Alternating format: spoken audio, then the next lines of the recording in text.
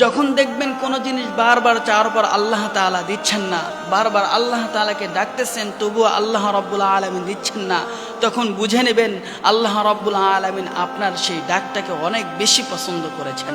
শুধু পছন্দই করেন নাই, বরং আপনার সেই যেই জিনিসটা আপনি চেয়েছেন সেই জিনিসটা পাওয়ার আপনার এখনো সময় হয় নাই, এই জন্য আল্লাহ রাব্বুল আলামিন আপনাকে সেই জিনিসটা দিতে দেরি করতেছেন। সুতরাং আল্লাহ রাব্বুল আলামিনের প্রতি অসন্তুষ্ট হবেন না, কখনো মনক্ষুণ্ণ হবেন না। আল্লাহ রাব্বুল আলামিন আপনার ডাকটাকে পছন্দ করতেছেন। আল্লাহ রাব্বুল আলামিন আপনাকে অবশ্যই দিবেন, অবশ্যই দিবেন যা আপনি চেয়েছেন। সুতরাং আল্লাহ তাআলার উপর ভরসা করতে থাকুন, আল্লাহ রাব্বুল আলামিনের উপর তাওয়াক্কুল করতে থাকুন।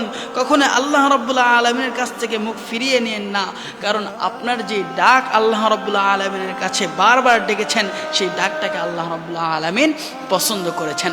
সুতরাং প্রিয় ভাই, আপনি এইভাবেই ডাকতে থাকুন, রবকে খুশি করতে থাকুন, রব আপনাকে প্রতিনিয়তই খুশি করতে থাকবে।